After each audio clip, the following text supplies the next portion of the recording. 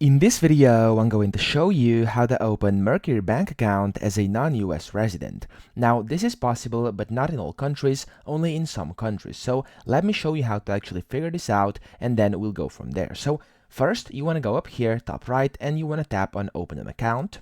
Just click on that. And in here, first you want to basically get started. It says apply in 10 minutes. You want to put in your first name. I'm just going to go a few steps in, so I'm just going to put in the channel name right now. But of course, you should put in your legal first name and last name.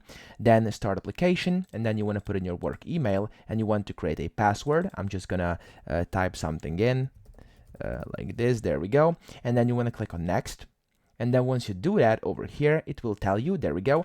If it goes to the next step where it says what's your company name, and then you can just keep on going, it means that you actually can open up the account in Mercury Bank, at Mercury Bank, okay? So if you want to do that, you can just continue. You can basically just put in all the info, but in case your country is not eligible, what you're going to have to do is you will see a notification on your screen. It's going to say that unfortunately, currently this is not available in your country, and then it will state your country. So if that's the case, you won't really be able to do anything because this is not going to be possible. However, just like I did over here, and I'm not from the US, I was able to go through and simply just apply through the usual procedure. Okay, so that's pretty much it. That's how you do it. And then you just want to go through this process. As you can see over here, it's going to ask for your country. You can see which countries actually are supported over here.